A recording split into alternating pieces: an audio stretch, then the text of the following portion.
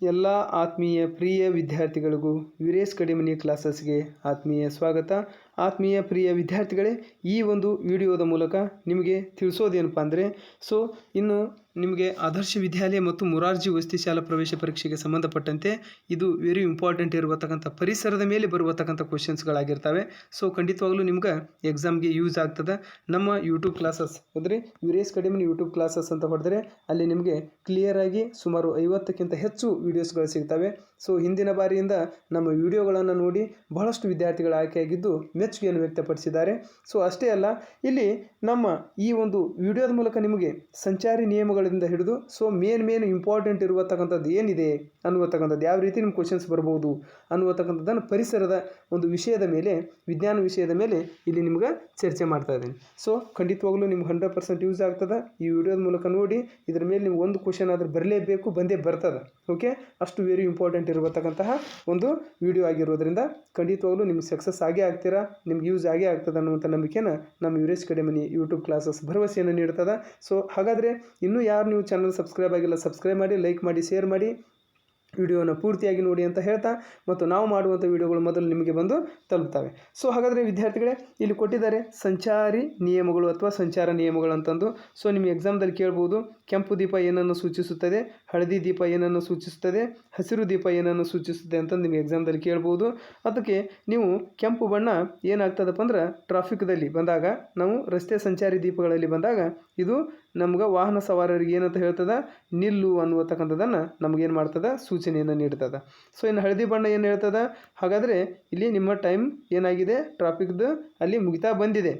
ಹಾಗಾದರೆ ನೀವು ವಾಹನವನ್ನು ಸಿದ್ಧರಾಗಿರಿ ಹೋಗಲಿಕ್ಕೆ, ಹೌದಾ, ಸಿದ್ಧರಾಗಿರಿ ಅನ್ನುವತಕ್ಕಂಥದ್ದನ್ನು ಏನಾಗಿದೆ ಅಲ್ಲಿ ಮಾಹಿತಿಯನ್ನು ನೀಡ್ತದೆ. ಇನ್ನು ಹಸಿರು ಬಣ್ಣ ಏನಂತ ನೀಡ್ತದೆ, ನೀವು ಹೊರಡಿ ಅನ್ನುವತಕ್ಕಂಥದ್ದನ್ನು ನೀಡ್ತದೆ, ಅಥವಾ ಹೋಗಿ ಅನ್ನುವತಕ್ಕಂಥ ಮಾಹಿತಿಯನ್ನು ಏನು ಮಾಡ್ತದೆ, ಈ ಒಂದು ಹಸಿರು ಬಣ್ಣ ನೀಡ್ತದೆ. ನಿಮ್ಮ ಎಕ್ಸಾಮ್ದಲ್ಲಿ ಕೇಳ್ಬೋದು, ಅಲ್ಲಿ ರಸ್ತೆಯಲ್ಲಿ ಸಂಕೇತ ದೀಪಗಳಾಗಿ ಬಳಸುವತಕ್ಕಂಥ ಯಾವ ಬಣ್ಣಗಳನ್ನು ಬಳಸಲಾಗುತ್ತಾ ಇದೆ ಅಂತ ಎಕ್ಸಾಮ್ ಕೇಳ್ಬೋದು. ಸೀರಿಯಲ್ ಪ್ರಕಾರನೇ ಬರಬೇಕು. ಮೊದಲಿಗೆ ಕೆಂಪು ಅಂತ ಕರಿತೇವೆ ನಾವು, ಕೆಂಪು ಬಣ್ಣ. ಅನಂತರ ಹಳದಿ ಬಣ್ಣ ಅಂತ ಕರಿತೇವೆ. ನೆಕ್ಸ್ಟ್ ಏನು ಬರ್ತದಪ್ಪ ಅಂದ್ರೆ ಹಸಿರು ಬಣ್ಣ ಅಂತ ಕರಿತೇವೆ ನಾವು, ಹೌದ್ರಿ. ಇವು ನಮ್ಮ ರಸ್ತೆ ಸಂಚಾರಿ ನಿಯಮದಲ್ಲಿ ಬಳಸುವತಕ್ಕಂಥ ಬಣ್ಣಗಳು. ಹೀಗೆ ನಿಮಗೆ ಎಕ್ಸಾಮ್ದಲ್ಲಿ ಕ್ವಶನ್ಸ್ಗಳು ಬರ್ಬೋದು ವಿದ್ಯಾರ್ಥಿಗಳೇ. ಅದಕ್ಕೆ ನೀವೇನು ಮಾಡಿ, ಗಮನವಿಟ್ಟು ಅಲ್ಲಿ ಸರಿಯಾದ ರೀತಿಯಲ್ಲಿ ಈ ವಿಡಿಯೋಗಳನ್ನು ನೋಡಿ, ಖಂಡಿತವಾಗ್ಲೂ ನಿಮ್ಗೆ ಯೂಸ್ ಆಗುತ್ತೆ ಅನ್ನುವತಕ್ಕಂಥ ಮಾತನ್ನು ನಾನು ಇಲ್ಲಿ ನಿಮ್ಗೆ ನೀಡ್ತೇನೆ. ಇನ್ನು ನಿಮ್ಗೆ ಈ ಚಿತ್ರ ಕೊಡ್ಬೋದು, ಹೌದಾ. ಈ ಚಿತ್ರವನ್ನು ಕೊಟ್ಬಿಟ್ಟು ಇದು ಯಾವ ಚಿತ್ರ ಅಂತ ಕೇಳ್ತಾರೆ, ಇದು ಜಿಬ್ರಾಪಟ್ಟಿ ಚಿತ್ರ ಅಂತ ಹೇಳಬೇಕು, ಹೌದಾ. ಇದು ವೆರಿ ಇಂಪಾರ್ಟೆಂಟ್. ಈ ಜಿಬ್ರಾಪಟ್ಟಿಯಲ್ಲಿ ಪಾದಾಚಾರಿಗಳು ರಸ್ತೆಯನ್ನು ದಾಟಬೇಕಾದ್ರೆ ಈ ಜಿಬ್ರಾಪಟ್ಟಿ ಮೇಲೆ ದಾಟಬೇಕು. ಅದಕ್ಕೆ ಎಕ್ಸಾಮ್ದಲ್ಲಿ ಕ್ವಶನ್ ಹೀಗೆ ಬರ್ತದೆ, ಏನು ಹಾಗಾದ್ರೆ ಪಾದಾಚಾರಿಗಳು ರಸ್ತೆಯನ್ನು ದಾಟುವಾಗ ಎಲ್ಲಿ ದಾಟುತ್ತಾರೆ, ಜಿಬ್ರಾಪಟ್ಟಿಯ ಮೇಲೆ ರಸ್ತೆಯನ್ನು ದಾಟುತ್ತಾರೆ, ಹೌದ್ರಿ. ಇದು ನಿಮ್ಗೆ ಈ ರೀತಿ ಏನಾಗ್ತವೆ ವಿದ್ಯಾರ್ಥಿಗಳೇ, ಕ್ವಶನ್ಸ್ಗಳು ನಿಮ್ಗೆ ಕಂಪಲ್ಸರಿ ಆಗಿ ಬಂದೇ ಬರ್ತದೆ. ವೆರಿ ಇಂಪಾರ್ಟೆಂಟ್ ಅಂತಂದು ಸಹ ನಾನು ಇಲ್ಲಿ ಏನು ಮಾಡ್ತೀನಿ, ವಿಡಿಯೋದ ಮೂಲಕ ನಿಮ್ಗೆ ತಿಳಿಸ್ತಾ ಇದ್ದೀನಿ. ನೆಕ್ಸ್ಟ್ ನೋಡಿ ವಿದ್ಯಾರ್ಥಿಗಳೇ, ಇಲ್ಲಿ ಯಾವ ರೀತಿ ಮತ್ತು ಕ್ವಶನ್ಸ್ ಬರ್ಬೋದು. ಹಾಗಾದರೆ ಇಲ್ಲಿ ಕೊಟ್ಟಿರುವತಕ್ಕಂಥದ್ದನ್ನು ಕಮೆಂಟ್ ಮಾಡಿ. ಕಮೆಂಟ್ಗಳ ಮೂಲಕ ನಿಮ್ಮ ಉತ್ತರವನ್ನು ತಿಳಿಸಿ, ನಾನು ನಿಮ್ಗೆ ಖಂಡಿತವಾಗಲೂ ರಿಪ್ಲೈ ಮಾಡ್ತೇನೆ. ಇಲ್ಲಿ ನೋಡಿ, ಒಂದು ತಿಳಿಸ್ತೇನೆ ನಿಮಗೆ, ವೈದ್ಯನ ಒಂದು ಕರ್ತವ್ಯ ಏನಪ್ಪ ಅಂದ್ರೆ ರೋಗಿಯ ಆರೈಕೆ ಮಾಡುವಂಥದ್ದು. ರೋಗಿ ಇರುವತಕ್ಕಂಥ ವ್ಯಕ್ತಿಯನ್ನು ಅವರು ಸಂಪೂರ್ಣವಾಗಿ ಅವನನ್ನು ಧೈರ್ಯವನ್ನು ತುಂಬಿ ಏನು ಮಾಡ್ತಾರಪ್ಪ ಅಂದರೆ ಆ ರೋಗಿಯನ್ನು ಅವ್ಗೆ ಇರುವತಕ್ಕಂಥ ರೋಗವನ್ನು ಹೋಗಲಾಡಿಸ್ತಾರೆ. ಅಂದರೆ ಅರ್ಥ ವೈದ್ಯ ಇರೋದೇ ರೋಗಿಗಾಗಿ. ಹಾಗಾದರೆ ಶಿಕ್ಷಕರು ಅಂತ ಕೇಳಿದ್ದಾರೆ. ಇದಕ್ಕೆ ಸಂಬಂಧಪಟ್ಟಂತೆ ರಿಲೇಟೆಡ್ ಆಗಿ ಶಿಕ್ಷಕರು ಅನ್ನುವತಕ್ಕಂಥದ್ದು ಇರಬೇಕು. ವೈದ್ಯ ಅಂದ ತಕ್ಷಣ ರೋಗಿಗಳು, ಯಾಕೆ ವೈದ್ಯರ ಹತ್ರ ಹೋಗೋದೇ ರೋಗಿಗಳು. ಹಾಗಾದ್ರೆ ಶಿಕ್ಷಕರು ಅಂತ ಬಂದಾಗ ಏನು ಬರ್ತದೆ, ವಿದ್ಯಾರ್ಥಿಗಳು ಅಂತ ಆಗ್ತದೆ, ಹೌದಾ. ಈ ರೀತಿ ನಿಮ್ಗೆ ಅಲ್ಲಿ ಏನು ಮಾಡಬೇಕು, ಅಲ್ಲಿ ಸರಿಯಾಗಿ ನೀವು ಆನ್ಸರನ್ನು ಹುಡುಕಬೇಕು. ಇಲ್ಲಿ ಎರಡನೇದಿದೆ ನೋಡಿ, ರೈತ ಹೊಲದಲ್ಲಿ ಆದರೆ ದರ್ಜಿ ಅವನು ಎಲ್ಲಿ ಕೆಲಸ ಮಾಡ್ತಾನೆ, ರೈಟ್ ಸಹೋದರರು ವಿಮಾನವನ್ನು ಕಂಡು ಹಿಡಿದ್ರೆ ಮಾರ್ಕೋನಿ ಏನನ್ನು ಕಂಡು ಹಿಡ್ದ ಅನ್ನುವತಕ್ಕಂಥದ್ದು ನಿಮ್ಗೆ ಈ ರೀತಿ ಕ್ವಶನ್ ಇರ್ತದೆ. ಇವೆರಡನ್ನು ಕಮೆಂಟ್ ಮಾಡ್ತೀರಾ ಅನ್ನುವತಕ್ಕಂಥದ್ದನ್ನು ನಾನು ಭಾವಿಸಿದ್ದೇನೆ. ಖಂಡಿತವಾಗಲು ಕಮೆಂಟ್ ಮಾಡಿ ಸರಿಯಾದ ಉತ್ತರವನ್ನು. ಇನ್ನು ಅದೇ ರೀತಿ ನೆಕ್ಸ್ಟ್ ನೋಡಿದ್ರೆ ಇಲ್ಲಿ ಭೂ ಸಾರಿಗೆ ಅಂತ ಬಂದಾಗ ಬಸ್ಸು ಇದು ಭೂ ಸಾರಿಗೆಯ ವಾಹನವಾಗುತ್ತದೆ. ಜಲ ಸಾರಿಗೆ ವಾಹನ ಯಾವುದು ಅಂತ ಕೇಳ್ತಾರೆ.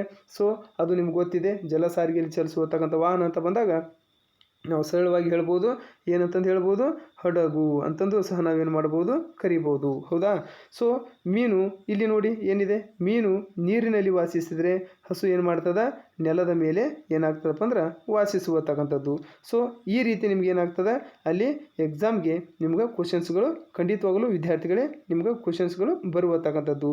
ಸೊ ಆದ್ದರಿಂದ ಕ್ಲಿಯರಾಗಿ ನೀವು ಇದನ್ನು ನೋಡಿ, ಇದ್ರ ಮೂಲಕ ನಿಮ್ಗೆ ಖಂಡಿತವಾಗಲೂ ಉಪಯೋಗ ಆಗ್ತದೆ. ಸೊ ಹಾಗಾದರೆ ಇಲ್ಲಿ ನಮ್ಮ ಪ್ರತಿಯೊಬ್ಬರು ವಿಶಿಷ್ಟ ಇದ್ರ ಮೇಲೆ ನಿಮ್ಗೆ ಯಾವ ರೀತಿ ಕ್ವಶನ್ಸ್ ಬರ್ಬೋದು, ಯಾಕಂದರೆ ಇವೆಲ್ಲ ಇಲ್ಲಿ ಏನು ತೋರಿಸ್ತಾ ಇದ್ದೀನಿ ಹಿಂದೆ ಬಹಳಷ್ಟು ಬಾರಿ ರಿಪೀಟ್ ಆಗಿದೆ ಇವು ಕ್ವಶನ್ಸ್. ಸೊ ಕ್ಲಿಯರಾ? ಸೊ ಹೀಗಾಗಿ ಬಹಳಷ್ಟು ಬಾರಿ ಇದು ರಿಪೀಟ್ ಆಗಿರೋದ್ರಿಂದ ಈ ಸಲ ನಿಮ್ಗೆ ಕೇಳುವಂಥ ಸಾಧ್ಯತೆಗಳು ಬಹಳಷ್ಟಿದೆ. ಸೊ ನಮ್ಮ ರಾಷ್ಟ್ರಕವಿ, ಓಕೆ, ಸೊ ನಮ್ಮ ರಾಷ್ಟ್ರಕವಿ ಅಂತಂದು ನಾವು ಯಾರನ್ನು ಕರಿತೀವಪ್ಪ ಅಂದ್ರೆ ಈ ಪಾಠದ ಪ್ರಕಾರ ನೋಡಿದಾಗ ಕುವೆಂಪು ಅವರು ಸಹ ನಮ್ಮ ಏನು ರಾಷ್ಟ್ರಕವಿ ಅಂತಲೂ ಸಹ ನಾವೇನು ಮಾಡ್ತೇವೆ, ಕರೆಯುವತಕ್ಕಂಥದ್ದು. ಹೌದು? ಸೊ ಅದನ್ನೇ ನೆಕ್ಸ್ಟು ಏನು ಮಾಡ್ತೀವಿ, ಮತ್ತು ರವೀಂದ್ರನಾಥ್ ಠಾಗೂರ್ ಅವರು ಸಹ ನಮ್ಮ ರಾಷ್ಟ್ರಕವಿಗಳೇ. ಹೌದ್ರಿ? ಏನು ರವೀಂದ್ರನಾಥ್ ಠಾಗೂರ್. ಹೌದ್ರಿ? ಈ ರವೀಂದ್ರನಾಥ್ ಠಾಗೂರ್ ಅವರು ಇವರು ರಾಷ್ಟ್ರಕವಿನೇ. ಸೊ ಹೀಗಾಗಿ ಎಂ ಗೋವಿಂದ ಪೈ ಬರ್ತಾರೆ. ಹೌದಾ? ಸೊ ಎಂ ಗೋವಿಂದ ಪೈ, ಹೌದು, ಇವರು ಸಹ ಏನಪ್ಪ ಅಂದ್ರೆ ರಾಷ್ಟ್ರಕವಿನೇ. ಆದರೆ ಇಲ್ಲಿ ಪಾಠದಲ್ಲಿ ಕೇಳಿದ್ದು ಕುವೆಂಪು ಅವ್ರ ಬಗ್ಗೆ ಅಷ್ಟೇ ಕೇಳಿದ್ದಾರೆ. ಹೌದಾ? ಸೊ ಎಂ ಗೋವಿಂದ ಪೈನೂ ಸಹ ನಮ್ಮ ಕನ್ನಡದ ಮೊದಲ ರಾಷ್ಟ್ರಕವಿಗಳಿವರು. ಹೌದಾ? ಕನ್ನಡದ 2ನೇ ರಾಷ್ಟ್ರಕವಿ ಕುವೆಂಪು ಅವರು ಆಗ್ತಾರೆ. ಸೊ ಹೀಗೆ ನಮಗೇನಾಗ್ತದೆ, ಅಲ್ಲಿ ನಿಮ್ಗೆ ಎಕ್ಸಾಮ್ದಲ್ಲಿ ಪ್ರಶ್ನೆಗಳು ಬರ್ತಾವೆ, ವೆರಿ ಇಂಪಾರ್ಟೆಂಟ್.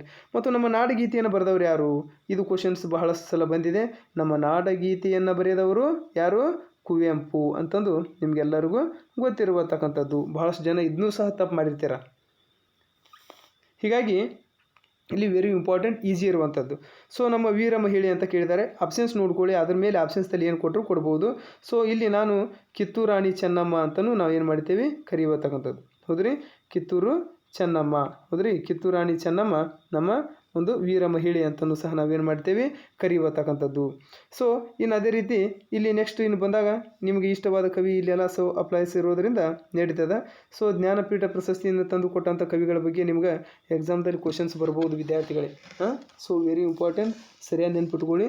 ಜ್ಞಾನಪೀಠ ಪ್ರಶಸ್ತಿಯನ್ನು ತಂದು ಕೊಟ್ಟಂಥ ಕವಿಗಳ ಮೇಲೆ ನಿಮ್ಗೆ ಖಂಡಿತವಾಗ್ಲೂ ಪ್ರಶ್ನೆಗಳು ಬಂದೇ ಬರ್ತವೆ. ಸೊ ವೆರಿ ಇಂಪಾರ್ಟೆಂಟ್, ಸರಿಯಾಗಿ ನೆನ್ಪಿಟ್ಕೊಳ್ಳಿ. ಓಕೆ, ಯಾರ್ಯಾರು ಜ್ಞಾನಪೀಠ ಪ್ರಶಸ್ತಿ ತಂದು ಕೊಟ್ಟಾರೊಂದು ಒಟ್ಟು ನಮ್ಮ ಕನ್ನಡಕ್ಕೆ 8 ಜ್ಞಾನಪೀಠ ಪ್ರಶಸ್ತಿಗಳು ಬಂದಿದ್ದಾವೆ, ಅದೊಂದು ನೆನಪಿರಲಿ ನಿಮಗೆ. ಓಕೆ, 8 ಜ್ಞಾನಪೀಠ ಪ್ರಶಸ್ತಿಗಳು ನಮಗೇನಾಗಿದೆ, ಕನ್ನಡಕ್ಕೆ ಬಂದಿರುವಂಥದ್ದು. ಹೌದಾ? ಅದು ನಿಮಗೆ ಬಹಳಷ್ಟು ಗಮನದಲ್ಲಿರಬೇಕು. ಸೊ ಇನ್ನು ಈ ರೀತಿ ನಿಮಗೆ ಎಕ್ಸಾಮ್ದಲ್ಲಿ ಕೇಳ್ತಾರೆ, ಇಲ್ಲಿ ಕೇಳಿದ್ದಾರೆ ನೋಡಿ, ಕುವೆಂಪು ಅವರು ರಾಷ್ಟ್ರಕವಿ ಆದರೆ ಕುವೆಂಪು ಅವರನ್ನು ರಾಷ್ಟ್ರಕವಿ ಅಂತ ಕರೀತೇವೆ. ಸೊ ಹಾಗಾದ್ರೆ ಗಂಗೂಬಾಯಿ ಹಾನಗಲ್ ಅವ್ರನ್ನ ಏನಂತವಿ ಕೇಳಿದ್ದಾರೆ. ಹೌದಾ? ಗಾನ ಕೋಗಿಲೆ ಅಂತ ಕರಿತೇವೆ ನಾವು. ಗಂಗೂಬಾಯಿ ಹಾನಗಲ್ ಅವ್ರನ್ನ ಏನಂತ ಕರಿತೇವೆ, ಗಾನ ಕೋಗಿಲೆ. ಹೌದಾ? ಗಾನ ಕೋಗಿಲೆ ಅಂತಲೂ ಕರಿತೇವೆ. ಗಾನ ಕೋಗಿಲೆ ಗಂಗೂಬಾಯಿ ಹಾನಗಲ್. ಹೌದಾ? ಸೊ ಇನ್ನು ನೆಕ್ಸ್ಟ್ ನೋಡಿ, ಇಲ್ಲಿ ಒನಕೆ ಓಬವ್ವ ಚಿತ್ರದುರ್ಗ ಅಂದ ತಕ್ಷಣ ಒನಕೆ ಓಬವ್ವ ಅಂದ ತಕ್ಷಣ ನಮ್ಮ ನೆನಪು ಬರೋದು ಚಿತ್ರದುರ್ಗ. ಹಾಗೆ ಕಿತ್ತೂರು ರಾಣಿ ಚೆನ್ನಮ್ಮ ಅಂತ ನೆನೆಸ್ಕೊಂಡ್ರೆ ನಮಗೇನು ಬರ್ತದೆ, ಕಿತ್ತೂರು. ಹೌದ್ರಿ? ಸೊ ಹಾಗಾದರೆ ಚೆನ್ನಮ್ಮ ಅಲ್ಲಿ ನೋಡ್ಕೊಳ್ಳಿ, ಕಾಕತಿ ಅಂತ ಬರ್ತದೆ. ಸೊ ಅದು ಚೆನ್ನಮ್ಮ ಜನಿಸಿರುವತಕ್ಕಂಥ ಒಂದು ಪ್ರದೇಶ. ಸೊ ಅದು ಆಪ್ಷನ್ಸ್ ಬಂದರೆ ಅದನ್ನು ಹಾಕಿ, ಕಿತ್ತೂರು ಬಂದರೆ ಕಿತ್ತೂರು ಹಾಕಿ. ಓಕೆ, ಕ್ಲಿಯರ್ನಾ? ಇದು ಈ ರೀತಿ ನಿಮ್ಮ ಕ್ವಶನ್ ಬರ್ತದೆ. ಬುದ್ಧ ಬೌದ್ಧ ಧರ್ಮದ ಸ್ಥಾಪಕನಾದರೆ ವರ್ಧಮಾನ ಮಹಾವೀರ ಯಾವ ಧರ್ಮದ ಸ್ಥಾಪಕ ಅಂತ ಕೇಳಿದ್ದಾರೆ. ಸೊ ಸರಿಯಾದ ಉತ್ತರ ಏನು ಬರ್ತದೆ, ಜೈನ ಧರ್ಮದ ಸ್ಥಾಪಕ ಅಂತ ಹೇಳಬೇಕು. ಯಾವ ಧರ್ಮ, ಜೈನ ಧರ್ಮದ ಸ್ಥಾಪಕ ಅಂತ ಹೇಳಬೇಕು. ಸೊ ಇಂತಹ ಪ್ರಶ್ನೆಗಳು ನಿಮ್ಗೆ ಆದರ್ಶ ಮತ್ತು ಮುರಾರ್ಜಿಯಲ್ಲಿ ಬರ್ತವೆ. ಒಂದೇ ಮಾತರಂ, ಹೌದ್ರಿ, ಗೀತೆಯನ್ನು ಬರೆದವರು ಬಂಕಿಂ ಚಂದ್ರ ಚಟರ್ಜಿ. ನೆನ್ಪಿಟ್ಕೊಳ್ಳಿ, ಒಂದೇ ಮಾತರಂ ಗೀತೆಯನ್ನು ಬರೆದವರು ಬಂಕಿಂ ಚಂದ್ರ ಚಟರ್ಜಿಯವರಾದರೆ ರವೀಂದ್ರನಾಥ್ರವರು ಬರೆದಂತಹ ಗೀತೆ ಯಾವುದಪ್ಪ ಅಂದ್ರೆ ಅಲ್ಲಿ ರಾಷ್ಟ್ರಗೀತೆ ಅಂತ ಕರಿತೇವೆ ನಾವು. ಅಂದ್ರೆ ಜನಗಣ ಮನ ಅಧಿನಾಯಕ ಜಯ ಅಂತ ಹಾಡು ಹೇಳ್ತಿರಲ್ಲ, ಸೊ ಅದು. ಹೌದಾ? ಸೊ ರಾಷ್ಟ್ರಗೀತೆಯನ್ನು ಯಾರು ಬರೆದ್ರು, ರವೀಂದ್ರನಾಥ್ ಠಾಗೂರ್ ಅವರು ರಾಷ್ಟ್ರಗೀತೆಯನ್ನು ಏನು ಮಾಡಿದರು, ಅಲ್ಲಿ ಬರೆದಿರುವತಕ್ಕಂಥದ್ದು. ಸೊ ಈ ರೀತಿ ನಿಮಗೆ ಎಕ್ಸಾಮ್ದಲ್ಲಿ ಏನಾಗ್ತವೆ ವಿದ್ಯಾರ್ಥಿಗಳೇ, ಪ್ರಶ್ನೆಗಳು ಬರುತ್ತವೆ. ನೋಡಿ ಇಲ್ಲಿ ಹೊಂದಿಸಿ ಬರೆಯುವತಕ್ಕಂಥದ್ದನ್ನು ಕೊಟ್ಟಿದ್ದಾರೆ. ಹೌದಾ? ಸೊ ಹೊಂದಿಸಿ ಬರೆಯುವತಕ್ಕಂಥ ಯಾವ ರೀತಿ ಹೊಂದಿಸಿ ಬರೀಬೇಕು ಅನ್ನುವಂಥದ್ದನ್ನು ಇದನ್ನು ಸರಿಯಾಗಿ ನೀವು ಬರೆದ್ರೆ ಈ ರೀತಿ ನಿಮ್ಮ ಎಕ್ಸಾಮ್ದಲ್ಲೂ ಸಹ ಹೊಂದಿಸಿ ಬರೆಯನ್ನು ಕೊಡ್ತಾರೆ. ಡಾಕ್ಟರ್ ರಾಜ್ಕುಮಾರ್ ಅಂತ ಕೇಳಿದ್ದಾರೆ. ಒಂದೇದೇನಿದೆ, ಡಾಕ್ಟರ್ ರಾಜಕುಮಾರ್. ಇವರು ಯಾವುದರಲ್ಲಿ ಪ್ರಸಿದ್ಧರಾದಂಥವರು, ಡಾಕ್ಟರ್ ರಾಜ್ಕುಮಾರ್ ಅವರು ಚಿತ್ರನಟನೆಯಲ್ಲಿ ಪ್ರಸಿದ್ಧರಾದಂಥವರು. ಸೊ ಅಂದರೆ ಅರ್ಥ ಇಲ್ಲಿ ಏನು ಬರ್ತದೆ, ಸರಿಯಾದ ಉತ್ತರ ಚಿತ್ರನಟ. ಹೌದಾ? ಸೊ ಚಿತ್ರನಟದಲ್ಲಿ ಪ್ರಸಿದ್ಧರಾಗಿದ್ದಾರೆ. ಸೊ ಇನ್ನು ಕುವೆಂಪು ಅವರು ಅಂತ ಬಂದಾಗ ಕುವೆಂಪು ಅವರು ಯಾರು, ಕುವೆಂಪು ಅವರು ಒಬ್ಬ ರಾಷ್ಟ್ರಕವಿ. ಕ್ಲಿಯರಾ? ಕುವೆಂಪು ಅವರೇನು ಒಂದು ರಾಷ್ಟ್ರಕವಿ ಅಂತ ಕರಿತೇವೆ ನಾವು ಕುವೆಂಪು ಅವರನ್ನು. ಹೌದಾ? ಕುವೆಂಪು ಅವರು ಒಬ್ಬ ರಾಷ್ಟ್ರಕವಿ. ಡಾಕ್ಟರ್ ರಾಜ್ಕುಮಾರ್ ಅವರು ಬಂದಾಗ ಅಲ್ಲಿ ನಮ್ಗೆ ಕ್ಲಿಯರಾಗಿ ನೋಡ್ಕೊಳ್ಳಿ. ಡಾಕ್ಟರ್ ರಾಜ್ಕುಮಾರ್ ಅವರು ಬಂದಾಗ ನಮ್ಗೆ ಒಂದೇದು ಬರ್ತದೆ. ಹೌದ್ರಿ? ಸೊ ಇನ್ನು ನೆಕ್ಸ್ಟು ಕುವೆಂಪು ಅವರು ಅಂತ ಬಂದಾಗ ನಮಗೇನಾಗ್ತದೆ ಅಲ್ಲಿ ರಾಷ್ಟ್ರಕವಿ ಅಂತ ಆಗ್ತಾರೆ. ಕಿತ್ತೂರು ರಾಣಿ ಚೆನ್ನಮ್ಮ ಅಂತ ಬಂದಾಗ ವೀರ ಮಹಿಳೆ ಅಂತ ಕರಿತೇವೆ ನಾವು. ಮೂರನೇದು ಸರಿಯಾದ ಹೊಂದಿಸಿ ಬರೆಯುವಂಥದ್ದು. ನಾಲ್ಕನೇದು ಗಂಗೂಬಾಯಿ ಹಾನಗಲ್ ಹಿಂದೂಸ್ತಾನಿ ಗಾಯನದಲ್ಲಿ ಅತಿ ಹೆಚ್ಚು ಪ್ರಸಿದ್ಧಿಯನ್ನು ಮಾಡಿದಂಥವ್ರು. ಹೌದಾ? ಸೊ ಇದು ನಾಲ್ಕನೇದು ಆಗ್ತದೆ. ಇನ್ನು ಸರ್ ಎಂ ವಿಶ್ವೇಶ್ವರಯ್ಯನವರು ತಂತ್ರಜ್ಞಾನಿ. ಹೌದಾ? ಸೊ ಇದು 5ನೇ ಪಾಯಿಂಟ್ಸ್ ಹೊಂದಿಸಿ ಬರೆಯ ಆಗ್ತದೆ. ಈ ರೀತಿ ನಿಮ್ಗೆ ಹೊಂದಿಸಿ ಬರೆಯುವತಕ್ಕಂಥದ್ದನ್ನು ನಿಮ್ಮ ಪರೀಕ್ಷೆಯಲ್ಲಿ ಕೇಳುವತಕ್ಕಂಥ ಸಾಧ್ಯತೆಗಳು ಹೆಚ್ಚಿದ್ದಾರೆ. ಹೌದಾ? ಸೊ ಇದು ವೆರಿ ಇಂಪಾರ್ಟೆಂಟ್. ಬಹಳಷ್ಟು ಗಮನದಲ್ಲಿಟ್ಕೊಳ್ಳಿ, ನಿಮ್ಗೆ ಕೇಳ್ತಾರೆ. ಸೊ ಈ ಚಿತ್ರದಲ್ಲಿರುವಂಥ ವ್ಯಕ್ತಿ ಯಾರು ಅಂತ ನಿಮ್ಮ ಎಕ್ಸಾಮ್ದಲ್ಲಿ ಕೇಳ್ಬೋದು. ಸೊ ಇವ್ರು ಯಾರಪ್ಪ ಅಂದರೆ ಅಲ್ಲಿ ಸರ್ ಎಂ ವಿಶ್ವೇಶ್ವರಯ್ಯ ಅಂತ ಕರಿತೇವೆ ನಾವು. ಏನಂತ ಕರಿತೇವೆ ರೀ? Sir M Visvesvaraya. ಹೌದಾ? ವಿಶ್ವೇಶ್ವರಯ್ಯ ಇವರು ಏನಪ್ಪ ಅಂದ್ರೆ ಒಬ್ಬ ಶ್ರೇಷ್ಠ ತತ್ವಜ್ಞಾನಿ. ಹೌದ್ರಿ? ಮತ್ತು ಅಷ್ಟೇ ಅಲ್ಲ, ಇವರು ಸಹ ಒಬ್ಬ ತಂತ್ರಜ್ಞಾನದಲ್ಲಿ ಅತಿ ಹೆಚ್ಚು ಸಾಧನೆಯನ್ನು ಮಾಡಿದಂಥವ್ರು, ಒಬ್ಬ ಇಂಜಿನಿಯರ್ ಅಂತ ಕರಿತೇವೆ. ಸೊ ಈ ರೀತಿ ನಿಮ್ಮ ಎಕ್ಸಾಮ್ದಲ್ಲಿ ಫೈಂಡ್ ಔಟ್ ಮಾಡಲಿಕ್ಕೆ ಇಮೇಜನ್ನು ಕೊಟ್ಬಿಟ್ಟು ಇವ್ರು ಯಾರು ಅಂತಂದು ನಿಮ್ಗೆ ಕ್ವಶನ್ಸನ್ನು ಕೇಳುವಂತಕ್ಕಂಥ ಸಾಧ್ಯತೆ ಇದೆ. ಸೊ ಇನ್ನು ಡಾಕ್ಟರ್ ರಾಜ್ಕುಮಾರ್ ಬಗ್ಗೆ ಕೊಡ್ತಾರೆ. ಸೊ ಇಲ್ಲಿ ಡಾಕ್ಟರ್ ರಾಜ್ಕುಮಾರ್ ಬಗ್ಗೆ ಕೇಳಿದಾಗ ಇದನ್ನು ಹೇಳ್ತೀರಾ, ಇವ್ರು ಯಾರು ಅಂತ ಕೇಳಿದರೆ ನಿಮ್ಗೆ ಅಲ್ಲಿ ಹೇಳಲಿಕ್ಕೆ ಬರಬೇಕು ಏನಪ್ಪ ಅಂದ್ರೆ ಡಾಕ್ಟರ್ ರಾಜ್ಕುಮಾರ್ ಅವರು. ಸೊ ಇವರು ಚಿತ್ರರಂಗದಲ್ಲಿ ಹೆಚ್ಚು ಸಾಧನೆಯನ್ನು ಮಾಡಿದಂಥವ್ರು. ಯಾವುದರಲ್ಲಿ? ಚಿತ್ರರಂಗದಲ್ಲಿ. ಸೊ ಇಂತಹ ಪ್ರಶ್ನೆಗಳು ನಿಮ್ಮ ಎಕ್ಸಾಮ್ದಲ್ಲಿ ಬರ್ತವೆ. ಇನ್ನು ನೆಕ್ಸ್ಟು ಇವರು ಯಾರು ಅಂತ ಕೇಳ್ತಾರೆ. ಸೊ ಗಂಗೂಬಾಯಿ ಹಾನಗಲ್. ಯಾರು? ಗಂಗೂಬಾಯಿ ಹಾನಗಲ್. ಹೌದ್ರಿ? ಗಂಗೂಬಾಯಿ ಹಾನಗಲ್. ಸೊ ಹಾಗಾದರೆ ಈ ಗಂಗೂಬಾಯಿ ಹಾನಗಲ್ರವರು ಏನಪ್ಪ ಅಂದರೆ ಇವರು ಯಾವುದರಲ್ಲಿ ಸಾಧನೆ ಮಾಡಿದಂಥವ್ರು ಅಂತ ಕೇಳಿದರೆ ಸಂಗೀತ ಕ್ಷೇತ್ರದಲ್ಲಿ ಸಾಧನೆಯನ್ನು ಮಾಡಿದಂಥವ್ರು. ಯಾವ ಸಂಗೀತ ಕ್ಷೇತ್ರದಲ್ಲಿ? ಹಿಂದೂಸ್ತಾನಿ ಸಂಗೀತದಲ್ಲಿ ಅತಿ ಹೆಚ್ಚು ಸಾಧನೆಯನ್ನು ಮಾಡಿದಂಥವ್ರು. ಇಂತಹ ಪ್ರಶ್ನೆಗಳು ನಿಮ್ಗೆ ಆದರ್ಶ ಮತ್ತು ಮುರಾರ್ಜಿಯಲ್ಲಿ ಬರುವತಕ್ಕಂಥದ್ದು ನೆನಪಿನಲ್ಲಿ ಇಟ್ಕೊಳ್ಳಿ. ಸೊ ಇನ್ನು ಅದೇ ರೀತಿ ಬಂದಾಗ ಇನ್ನು ನೆಕ್ಸ್ಟ್ ಕ್ವಶನ್ ಏನು ಬರ್ತದೆ? Mother Teresa. ಇವ್ರು ಯಾರು ಚಿತ್ರ ಅಂತ ಕೇಳ್ತಾರೆ. ಸೊ ಇವ್ರು ಯಾರಪ್ಪ ಅಂದರೆ ಅಲ್ಲಿ ಮದರ್ ತೆರೇಸಾ ಅಂತಂದು ನಿಮ್ಗೆ ಹೇಳಕ್ಕೆ ಬರಬೇಕು. ಹೌದಾ? So mother Teresa. ಸೊ ಇವರು ಏನಪ್ಪ ಅಂದರೆ ಒಂದು ಸಮಾಜ ಸೇವೆ. ಹೌದ್ರಿ? ಸಮಾಜ ಸೇವೆಯಲ್ಲಿ ಏನಾಗ್ತಾರೆ?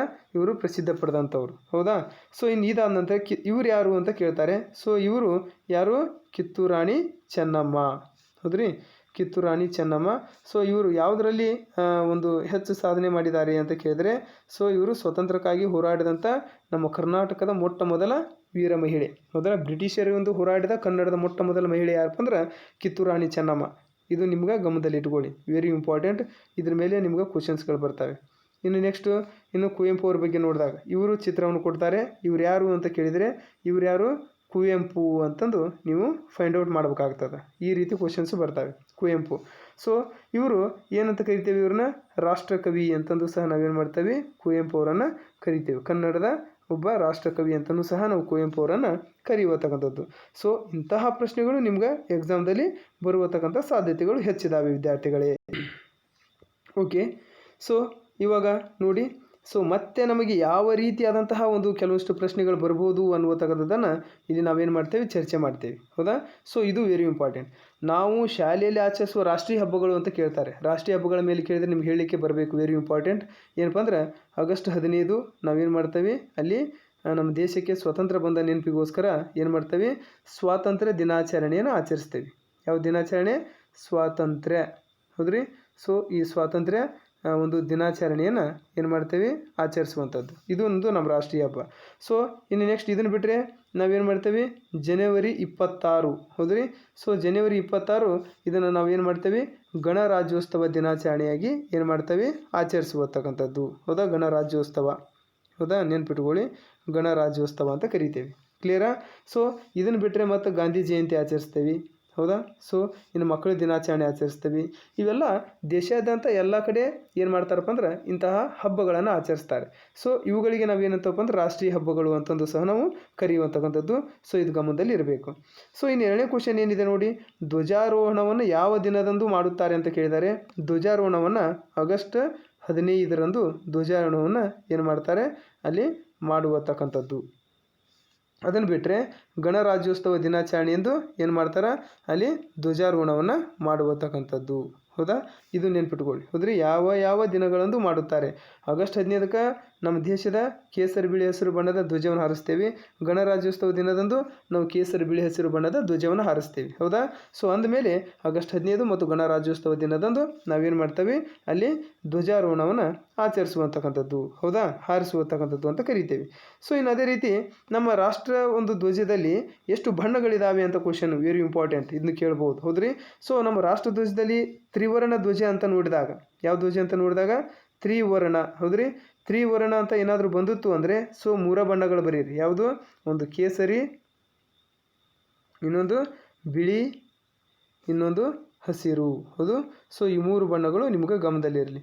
ಒಟ್ಟು ಅವರು ನಮ್ಮ ಕರೆ ನೋಡಿದರೆ ನಮ್ಮ ರಾಷ್ಟ್ರ ಧ್ವಜದಲ್ಲಿರುವ ಒಟ್ಟು ಬಣ್ಣಗಳ ಸಂಖ್ಯೆ ನೋಡಿದಾಗ ಒಂದು ಕೇಸರಿ ಅಂತ ಒಂದು ಬಣ್ಣ ಆದರೆ, ಸೊ ಇನ್ನೊಂದು ಬಿಳಿ, ಸೊ ಇನ್ನೊಂದು ಹಸಿರು.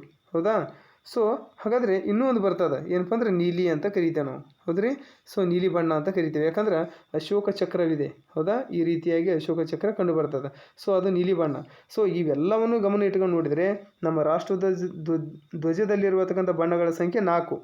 ಹೌದಾ, ಸೊ ಅಲ್ಲಿ ತ್ರಿವರ್ಣ ಅಂತ ಬಂತು ಅಂದರೆ ನೋಡಿ, ನೀಲಿ ಬಣ್ಣನೂ ಕೊಡಲಿಲ್ಲ ಅಂದರೆ ನೀವೇನು ಮಾಡ್ಬೋದು, ಅಲ್ಲಿ ಕೇಸರಿ ಬಿಳಿ ಹಸಿರು ಬಣ್ಣಕ್ಕೆ ಹಾಕಿ ಬರ್ಬೋದು ಆನ್ಸರನ್ನು. ಕ್ಲಿಯರಾ? ಸೊ ವೆರಿ ಇಂಪಾರ್ಟೆಂಟ್, ಇದು ಸಹ ನಿಮಗೆ ಎಕ್ಸಾಮ್ದಲ್ಲಿ ಪ್ರಶ್ನೆಗಳು ಬರುವಂಥದ್ದು. ನಮ್ಮ ರಾಷ್ಟ್ರಗೀತೆ ಯಾವುದು, ನಾಡಗೀತೆ ಯಾವುದು, ಇದ್ರ ಮೇಲೆ ನಿಮ್ಗೆ ಗೊತ್ತಿರಬೇಕು. ಹೌದಾ, ಸೊ ಮೊದಲು ಏನು ಕೇಳಿದ್ದಾರೆ ಅವರು, ರಾಷ್ಟ್ರಗೀತೆ ಕೇಳಿದ್ದಾರೆ. ನಮ್ಮ ರಾಷ್ಟ್ರಗೀತೆ ಯಾವುದು ರೀ ಹಾಗಾದರೆ, ಜನ ಗಣ ಮನ ಅಧಿನಾಯಕ ಜಯ. ಹೌದ್ರಿ, ಇದೇನು ಬರಿತಾ ಇದ್ದಾನಲ್ಲ ಇದು ಇದು ಅಧಿನಾಯಕ ಕಾಣ್ತಾ ಇದೆಯಲ್ಲ, ಅಧಿನಾಯಕ, ಇದು ನಮ್ಮ ರಾಷ್ಟ್ರಗೀತೆ. ಇನ್ನು ನಮ್ಮ ನಾಡಗೀತೆ ಬಂದಾಗ ಜಯ ಭಾರತ ಜನನಿಯ ತನುಜಾತೆ. ಹೌದಾ, ಜಯ ಭಾರತ ಜನನಿಯ ತನುಜಾತೆ ಅನ್ನುವತಕ್ಕಂಥದ್ದು. ಹೌದ್ರಿ, ಜನನಿಯ ತನುಜಾತೆ ಇದು ನಮ್ಮ ಒಂದು ಸಂಪೂರ್ಣವಾದಂಥ ನಾಡಗೀತೆ, ಇದು ನಮ್ಮ ರಾಷ್ಟ್ರಗೀತೆ ಅಂತಲೂ ಸಹ ನಾವು ಈ ಹೆಸರನ್ನು ಹೇಳಕ್ಕೆ ಬರಬೇಕು. ವೆರಿ ಇಂಪಾರ್ಟೆಂಟ್, ಇದು ಸಹ ನಿಮ್ಗೆ ಏನಾಗ್ತಾರೆ ಎಕ್ಸಾಮ್ದಲ್ಲಿ ಕೇಳುವಂಥ ಪ್ರಶ್ನೆಗಳಾಗ್ತವೆ. ಸೊ ವಿದ್ಯಾರ್ಥಿಗಳೇ, ಮತ್ತೆ ನಿಮಗೆ ಯಾವ ರೀತಿಯಾದಂಥ ಪ್ರಶ್ನೆಗಳು ಬರಬಹುದು ನೋಡಿ. ಇಲ್ಲಿ ಏನಿದೆ, ಗಣರಾಜ್ಯೋತ್ಸವವನ್ನು ಡ್ಯಾಸ್ರಂದು ಆಚರಿಸುತ್ತೇವೆ. ಸೊ ಇವು ನಿಮ್ಮ ಕ್ವಶನ್ಸ್ ಬರ್ತವೆ. ಹೌದ್ರಿ, ಗಣರಾಜ್ಯೋತ್ಸವವನ್ನು ನಾವು ಆಚರಿಸುವತಕ್ಕಂಥದ್ದು ಯಾವಪ್ಪ ಅಂದ್ರೆ ಅಲ್ಲಿ ಜನವರಿ 26ರಂದು ಗಣರಾಜ್ಯೋತ್ಸವವನ್ನು ಆಚರಿಸ್ತೇವೆ. ಹೌದಾ, ಸೊ ಕರ್ನಾಟಕ ರಾಜ್ಯೋತ್ಸವವನ್ನು ಯಾವಾಗ ಆಚರಿಸ್ತೇವೆ, ಅಲ್ಲಿ ನವಂಬರ್ 1ರಂದು ಕರ್ನಾಟಕ ರಾಜ್ಯೋತ್ಸವವನ್ನು ಆಚರಿಸುವತಕ್ಕಂಥದ್ದು. ಹೌದಾ, ಸೊ ಸ್ವಾತಂತ್ರ್ಯ ದಿನಾಚರಣೆಯನ್ನು ಯಾವಾಗ ಆಚರಿಸ್ತೇವೆ, ಆಗಸ್ಟ್ 15ರಂದು ಸ್ವಾತಂತ್ರ್ಯ ದಿನಾಚರಣೆಯನ್ನು ಆಚರಿಸ್ತೇವೆ ನಾವು. ಹೌದಾ, ಸೊ ಇಸ್ವಿಗಳು ನಮ್ಮ ರಾಷ್ಟ್ರ ಧ್ವಜದಲ್ಲಿರುವಂಥ ಬಣ್ಣಗಳು ಎಷ್ಟಪ್ಪ ಅಂದ್ರೆ 3. ಸೊ ನಾವು ಅಲ್ಲಿ ಅಶೋಕ ಚಕ್ರವನ್ನು ಹಿಡಿದ್ರೆ ಅಷ್ಟು ನಮ್ಮ ರಾಷ್ಟ್ರ ಧ್ವಜದಲ್ಲಿ ಕಂಡುಬರುವಂಥ ಬಣ್ಣಗಳ ಸಂಖ್ಯೆ 4 ಆಗ್ತದೆ. ಇದು ನಿಮ್ಗೆ ಆಪ್ಷನ್ಸ್ದಲ್ಲಿ ನೋಡಿ, ಏನಾದರೂ ನಿಮಗೆ ನೀಲಿ ಬಣ್ಣನೂ ಇತ್ತು ಅಂದರೆ ಸೊ ಬಂದರೆ ನಿಮಗೆ ಹೀಗೆ ಬರ್ತದೆ. ಏನು ಬರ್ತದೆ ಅಲ್ಲಿ, ಕೇಸರಿ, ಬಿಳಿ, ಹಸಿರು, ನೆಕ್ಸ್ಟು ನೀಲಿ ಅಂತಂದು ಈ ರೀತಿ ನಿಮಗೆ ಬರ್ತದೆ ಆಪ್ಷನ್ ಬಂದರೆ. ಇಲ್ಲ ಸರ್ ನಮ್ಮ ಕೇಸರಿ ಬಿಳಿ ಹಸಿರು ಈ 3 ಬಂದಿದೆ ಅಂದರೆ ಸೊ 3 ಹಾಕಿದ್ರು ನೋ ಪ್ರಾಬ್ಲಮ್. ಓಕೆ, ಕ್ಲಿಯರ್ ಆಯ್ತಲ್ಲ, ಇದು ನಮ್ಗೆ ರೈಟ್ ಆನ್ಸರ್. ಇನ್ನು ನಮ್ಮ ನಾಡಗೀತೆಯನ್ನು ಬರೆದವರು ಯಾರು ಅಂತ ಕೇಳಿದ್ದಾರೆ. ಸೊ ಇದು ನಿಮ್ಗೆ ಅರ್ಥ ಗೊತ್ತಿದೆ, ನಾಡಗೀತೆಯನ್ನು ಬರೆದವರು ಯಾರು, ಕುವೆಂಪುರವರು. ಸೊ ಇನ್ನು ರಾಷ್ಟ್ರಗೀತೆಯನ್ನು ಬರೆದವರು ರವೀಂದ್ರನಾಥ್ ಠಾಗೂರ್ ಅವರು. ಒಂದೇ ಮಾತರಂ ಗೀತೆಯನ್ನು ಬರೆದವರು ಬಂಕಿಮ್ ಚಂದ್ರ ಚಟರ್ಜಿ ಅಂತ ಕರಿತೇವೆ ನಾವು. ಹೌದಾ, ಬಂಕಿಮ್ ಚಂದ್ರ ಚಟರ್ಜಿ. ಹೌದ್ರಿ, ಇವರು ನಮ್ಮ ಒಂದು ಒಂದೇ ಮಾತರಂ ಗೀತೆಯನ್ನು ಬರೆದಂಥವ್ರು. ಸೊ ಮಕ್ಕಳ ದಿನಾಚರಣೆ ಯಾವಾಗ ಆಚರಿಸ್ತೇವೆ ನಾವು, ನವಂಬರ್ 14ರಂದು ಮಕ್ಕಳ ದಿನಾಚರಣೆಯನ್ನು ಆಚರಿಸ್ತೇವೆ. ನೆಹರು ಅವರ ಹುಟ್ಟಿದ ದಿನದಂದೇ ಮಕ್ಕಳ ದಿನವನ್ನಾಗಿ ಆಚರಣೆ ಮಾಡ್ತೀವಿ. ಹೌದಾ, ಸೊ ಶಿಕ್ಷಕರ ದಿನಾಚರಣೆಯನ್ನು ಯಾವಾಗ ಆಚರಿಸ್ತೇವೆ, ಸೆಪ್ಟೆಂಬರ್ 5ರಂದು ಶಿಕ್ಷಕರ ದಿನಾಚರಣೆಯನ್ನು ಆಚರಿಸುವಂಥದ್ದು. ಹೌದಾ, ಸೊ ಈ ರೀತಿ ನಿಮ್ಗೆ ಏನಾಗ್ತವಪ್ಪ ಅಂದ್ರೆ ಅಲ್ಲಿ ವೆರಿ ಇಂಪಾರ್ಟೆಂಟ್ ಇರತಕ್ಕಂಥ ನಿಮ್ಗೆ ಏನಾಗ್ತವೆ ರೀ, ಅಲ್ಲಿ ಕ್ವಶನ್ಸ್ ಬರ್ತವೆ. ಸೊ ಇಲ್ಲಿ ಏನು ಬಂದಿದೆ ನೋಡಿ, ಇದು ಇಂಪಾರ್ಟೆಂಟ್. ಇದ್ರ ಮೇಲೆ ನಿಮ್ಗೆ ಈ ರೀತಿನ ಒಂದು ಹೊಂದಿಸಿ ಬರೆಯಲು ಕ್ವಶನ್ಸ್ ಬಂದರೂ ಬರ್ಬೋದು ಈ ಸಲ ನನ್ನ ಅಭಿಪ್ರಾಯದಲ್ಲಿ. ಕರ್ನಾಟಕದ ಧ್ವಜದ ಬಣ್ಣ ಕೇಳಿದ್ದಾರೆ. ಕರ್ನಾಟಕದ ಧ್ವಜದ ಬಣ್ಣ ಅಂತ ಬಂದಾಗ ನಮಗೇನು ಬರ್ತದೆ, ಸೊ ವೆರಿ ಇಂಪಾರ್ಟೆಂಟ್. ಮೊದಲು ಕೆಂಪು ಬರ್ತದೋ ಏನು ಬರ್ತದೋ ಅಂತ ನೋಡಿದಾಗ ನಮ್ಮ ಕರ್ನಾಟಕದ ಧ್ವಜದ ಬಣ್ಣ ಯಾವ್ದು ಬರ್ತದೆ ರೀ, ಅಲ್ಲಿ ಡಿ ಆಪ್ಷನ್, ಹಳದಿ ಮತ್ತು ಕೆಂಪು ಬರ್ತದೆ. ಕ್ಲಿಯರಾ? ಇನ್ನು ಕರ್ನಾಟಕದ ಪ್ರಾಣಿ ಯಾವುದು ಅಂತ ಕೇಳಿದ್ದಾರೆ. ನಮ್ಮ ಕರ್ನಾಟಕದ ಪ್ರಾಣಿ ನೋಡಿದಾಗ ನೀಲಕಂಠ ನಮ್ಮ ಕರ್ನಾಟಕದ ಪ್ರಾಣಿ ಆಗ್ತದೆ. ಸೊ ಕರ್ನಾಟಕದ ಹೂವು ಕೇಳಿದ್ದಾರೆ. ನಮ್ಮ ಕರ್ನಾಟಕದ ಹೂವು ಅಂತ ಕೇಳಿದಾಗ ಅಲ್ಲಿ ನಮ್ಗೆ ಕಮಲ ಹೂವು ನಮ್ಮ ಕರ್ನಾಟಕದ ಹೂವು ಆಗ್ತದೆ. ಇದು ನಮ್ಮ ಕರ್ನಾಟಕದ ಹೂವೇ. ಸೊ ನಮ್ಮ ಕರ್ನಾಟಕದ ವೃಕ್ಷವನ್ನು ಕೇಳಿದ್ದಾರೆ. ನಮ್ಮ ಕರ್ನಾಟಕದ ವೃಕ್ಷ, ನಮ್ಮ ಕನ್ನಡದ ಒಂದು ಮರ ಯಾವುದು ಅಂತ ಕೇಳಿದರೆ ಶ್ರೀಗಂಧದ ಮರ ನಮ್ಮ ಕನ್ನಡದ ಮರ.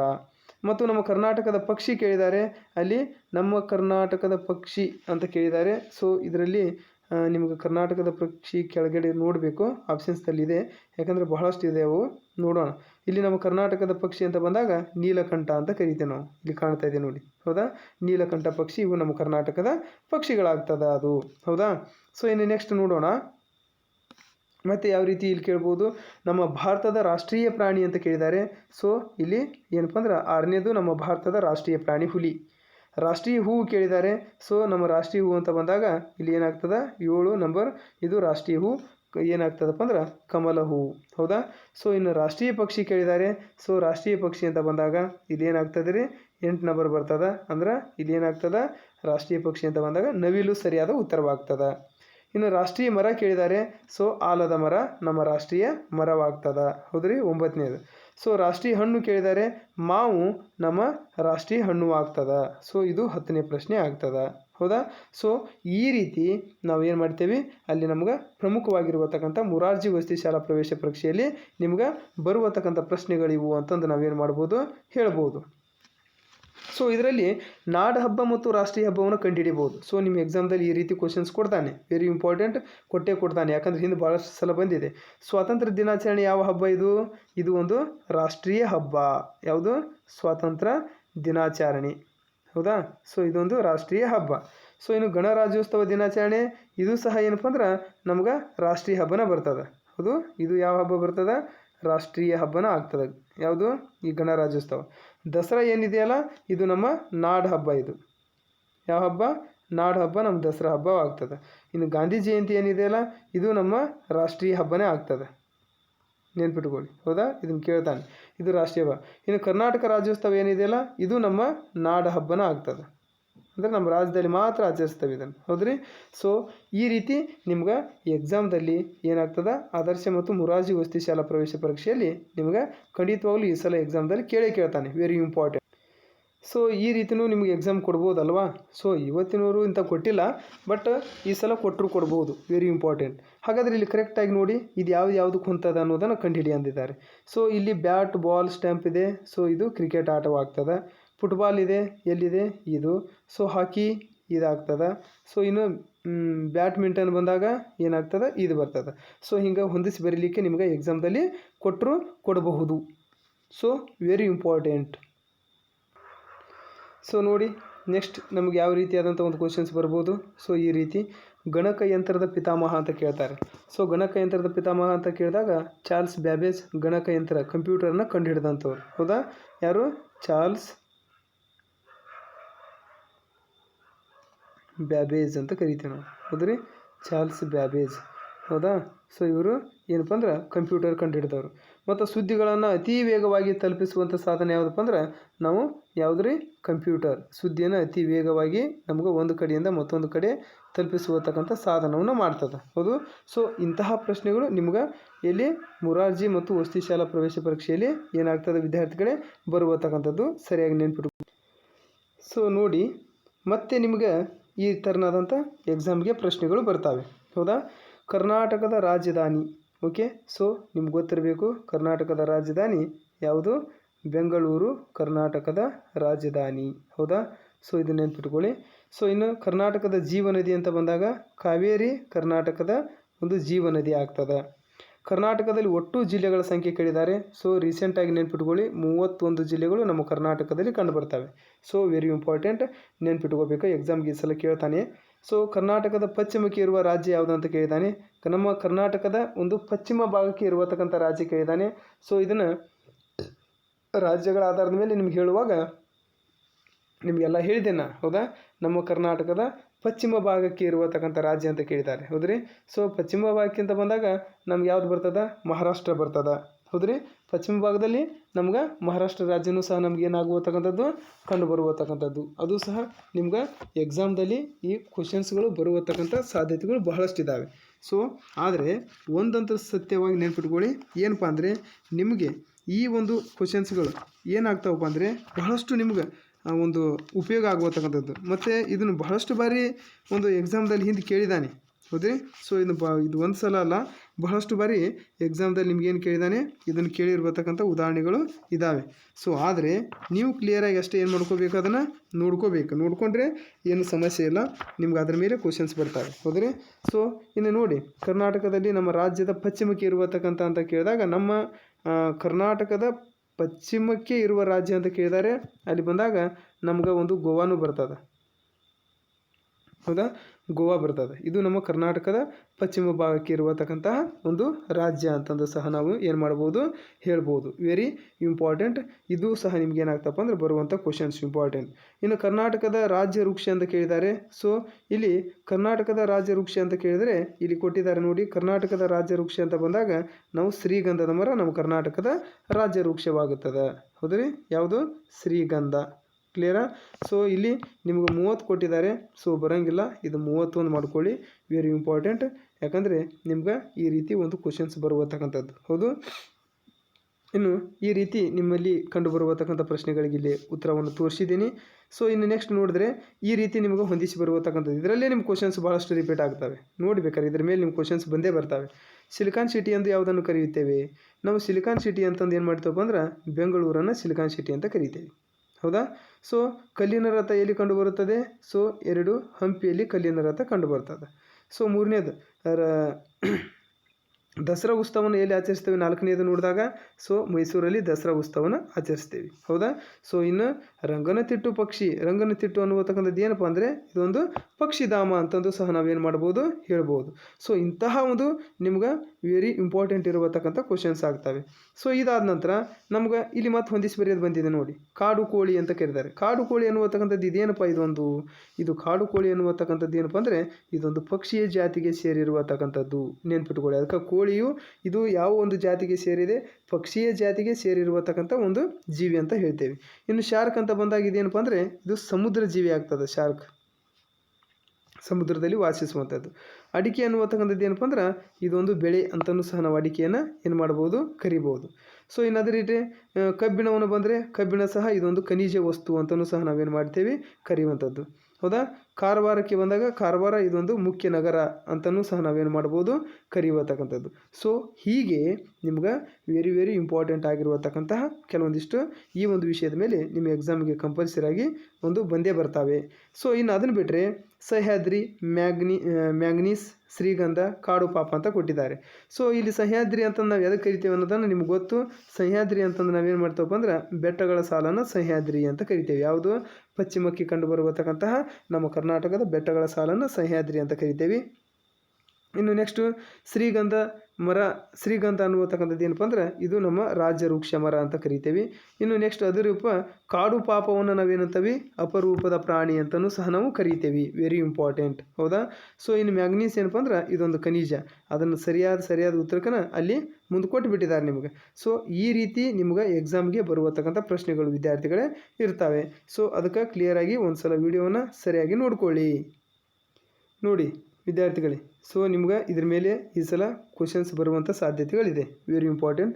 ಸರಿಯೋ ಅಥವಾ ತಪ್ಪೋ ನೋಡ್ಕೊಳ್ಳಿ. ಪೂರ್ವಕ್ಕೆ ಬಳ್ಳಾರಿ ಜಿಲ್ಲೆ ಇದೆ ಅಂತ ಹೇಳ್ತಾರೆ. ನಮ್ಮ ಕರ್ನಾಟಕದ ಪೂರ್ವ ಭಾಗಕ್ಕೆ ಬಳ್ಳಾರಿ ಜಿಲ್ಲೆ ಇಲ್ಲಿ ಕಾಣ್ತಾ ಇದೆ. ಸೊ ಇದು ನಿಮ್ಗೆ ಫೈಂಡ್ ಔಟ್ ಮಾಡಬೇಕಾದ್ರೆ ಇದು ಉತ್ತರ, ಸೊ ಇದು ದಕ್ಷಿಣ, ಇದು ಪೂರ್ವ, ನೆಕ್ಸ್ಟು ಇದು ಪಶ್ಚಿಮ. ಈ ರೀತಿ ನೋಡ್ಕೊಳ್ಳಿ, ನಿಮ್ಗೆ ಈಸಿಯಾಗಿ ಗೊತ್ತಾಗ್ತದೆ. ಸೊ ಪೂರ್ವಕ್ಕೆ ಬಳ್ಳಾರಿ ಜಿಲ್ಲೆ ಇದೆ. ಎಸ್ ಇದೆ. ನಮ್ಮ ಕರ್ನಾಟಕದ ಪೂರ್ವ ಭಾಗಕ್ಕೆ ಏನಿದೆ, ಬಳ್ಳಾರಿ ಜಿಲ್ಲೆ ಇದೆ. Okay, right. ಅಂದ್ರೆ ಏನಾಗಿದೆ, ಸರಿ. ಅಂದರೆ ಕ್ಲಿಯರಾಗಿ ನೆನ್ಪಿಟ್ಕೊಳ್ಳಿ. ನಮ್ಮ ಕರ್ನಾಟಕ ರಾಜ್ಯದ ಪೂರ್ವಕ್ಕೆ ಬಳ್ಳಾರಿ ಜಿಲ್ಲೆ ಕಂಡುಬರುತ್ತದೆ. ಹೌದಾ. ಸೊ ಇನ್ನು ನೆಕ್ಸ್ಟ್ ಒನ್ ಪಶ್ಚಿಮಕ್ಕೆ ಬೆಂಗಳೂರು ಮತ್ತು ಮೈಸೂರು ಇದೆ ಅಂತ ಹೇಳಿದ್ದಾರೆ. ನಮ್ಮ ರಾಜ್ಯದ ಒಂದು ಪಶ್ಚಿಮಕ್ಕೆ ಬಂದಾಗ ಇದೇನಾಗಿದೆ, ತಪ್ಪಾಗಿದೆ. ಹೌದಾ. ಯಾಕಂದರೆ ನಮ್ಮ ಕರ್ನಾಟಕ ರಾಜ್ಯದ ಪಶ್ಚಿಮಕ್ಕೆ ಈ ಒಂದು ಬೆಂಗಳೂರು ಮತ್ತು ಮೈಸೂರು ನಗರಗಳು ನಮಗೇನಾಗೋದಿಲ್ಲ, ಕಂಡು ಬರುವುದಿಲ್ಲ. ಹೌದಾ. ಇದು ನೀವು ನೆನಪಿರಲಿ. ಇನ್ನು ನೆಕ್ಸ್ಟ್ ಸರಿಪಡಿಸಿ ಬರೆಯೋಣ. ಇನ್ನು ದಕ್ಷಿಣ ಅಂತ ಬಂದಾಗ ದಕ್ಷಿಣ ದಿಕ್ಕಿಗೆ ವಿಜಯಪುರ ಮತ್ತು ಬೀದರ್ ಇದೆ. ಸೊ ಇದು ಏನಾಗಿದೆ, ತಪ್ಪಾಗಿದೆ. ಹೌದಾ. ಸೊ ದಕ್ಷಿಣಕ್ಕೆ ವಿಜಯಪುರ ಮತ್ತು ಬೀದರ್ ಕಂಡು ಬರಲ್ಲ. ಇದೇನಾಗ್ತದೆ, ಇಲ್ಲಿದೆ ಬೀದರ್. ನೆಕ್ಸ್ಟ್ ಅದನ್ನು ಬಿಟ್ಟರೆ ಇಲ್ಲಿ ನಿಮ್ಗೆ ಬಿಜಾಪುರ ಎಲ್ಲಿ ಕಾಣ್ತದೆ ನೋಡಿರಿ, ವಿಜಯಪುರ ಇಲ್ಲಿದೆ ನೋಡಿ. ಬಿಜಾಪುರ. ಹೌದಾ? ಸೊ ಅಂದರೆ ಇಲ್ಲಿ ನಮಗೆ ಕ್ಲಿಯರ್ ಆಯಿತು ಏನಂದರೆ ಇಲ್ಲಿ ನಾವು ಕ್ಲಿಯರಾಗಿ ಇದರ ಉತ್ತರ ಏನು ಬರ್ತದಪ್ಪ ಅಂದ್ರೆ ಇದು ದಕ್ಷಿಣಕ್ಕೆ ವಿಜಯಪುರ ಮತ್ತು ಬೀದರ್ ಏನಾಗ್ತಪ್ಪ ಅಂದ್ರೆ ಉತ್ತರ ದಿಕ್ಕಿಗೆ ಕಂಡು ಬರ್ತದೆ. ಯಾವ ದಿಕ್ಕಿಗೆ? ಉತ್ತರಕ್ಕೆ. ಸೊ ಬಳ್ಳಾರಿ ಅಂತೂ ಏನಾಗಿದೆ ಅಲ್ಲಿ ಸರಿಯಾಗಿರುವತಕ್ಕಂಥದ್ದು ಬಳ್ಳಾರಿ ಪೂರ್ವ ದಿಕ್ಕಿಗೆ ಕಂಡು ಬರ್ತದೆ. ಹೌದಾ? ಇನ್ನು ಬೆಂಗಳೂರು ಮತ್ತು ಮೈಸೂರನ್ನು ನೋಡಿದಾಗ ಯಾವುದನ್ನು ನೋಡಿದಾಗ ಬೆಂಗಳೂರು ಮತ್ತು ಮೈಸೂರನ್ನು ನೋಡಿದಾಗ ಇದೇನಾಗ್ತದೆ ದಕ್ಷಿಣಕ್ಕೆ ಕಂಡು ಬರ್ತದೆ. ಹೌದಾ? ದಕ್ಷಿಣ ಭಾಗಕ್ಕೆ ನಮಗೇನಾಗ್ತದೆ ಕಂಡು ಬರುವಂಥದ್ದು. ಇನ್ನು ಉತ್ತರಕ್ಕೆ ಮಂಗಳೂರು ಮತ್ತು ಕಾರವಾರ ಅಂತ ಇದೆ. ಸೊ ಬರೋಂಗಿಲ್ಲ, ಯಾಕಂದ್ರೆ ಇಲ್ಲಿ ಮಂಗಳೂರು ಕಾರವಾರ ಇಲ್ಲಿ ಬಂತು. ಸೊ ಮಂಗಳೂರು ಏನಾಗ್ತದೆ ಇಲ್ಲಿ ಬರ್ತದೆ. ಹೌದಾ? ಸೊ ಅಂದರೆ ನಮ್ಮ ಕರ್ನಾಟಕ ರಾಜ್ಯದ ಇದು ತಪ್ಪಾಗಿದೆ. ಸೊ ಅಂದರೆ ಸರಿ ಉತ್ತರ ಏನಪ್ಪ ಅಂದ್ರೆ ಪಶ್ಚಿಮಕ್ಕೆ ಕಂಡು ಬರ್ತದೆ. ಎಲ್ಲಿ ಕಂಡು ಬರ್ತದೆ ರೀ? ಪಶ್ಚಿಮ ಭಾಗಕ್ಕೆ ಕಂಡು ಬರುವತಕ್ಕಂಥದ್ದು. ಕ್ಲಿಯರ್ ಆಯಿತಾ? ಸೊ ಇಂತಹ ಕೆಲವೊಂದಿಷ್ಟು ನಿಮ್ಗೆ ಇದ್ರ ಮೇಲೆ ನಿಮ್ಮ ಕ್ವಶನ್ಸ್ಗಳು ಏನಾಗ್ಬೋದು ರಿಪೀಟ್ ಆಗುವತಕ್ಕಂಥ ಸಾಧ್ಯತೆಗಳು ಇರ್ತವೆ. ಹೌದಾ? ನೋಡಿ, ಇದಂತೂ ನಿಮ್ಗೆ ಗೊತ್ತು. ಇದನ್ನು ನಿಮ್ಗೆ ವೆರಿ ಇಂಪಾರ್ಟೆಂಟ್. ಕಾಡು ಪಾಪ ಒಂದು ಅಪರೂಪದ ಪ್ರಾಣಿಯಾಗಿದೆ. ರೈಟ್, ಸರಿಯಾಗಿದೆ. ಮಾವಿನ ಮರವು ಕರ್ನಾಟಕ ರಾಜ್ಯದ ವೃಕ್ಷವಾಗಿದೆ. ತಪ್ಪು, ಯಾಕಂದರೆ ಶ್ರೀಗಂಧ ಮರ. ಹೌದಾ? ನಮ್ಮ ಕರ್ನಾಟಕದ ರಾಜ್ಯದ ಮರ ಶ್ರೀಗಂಧ ಮರ.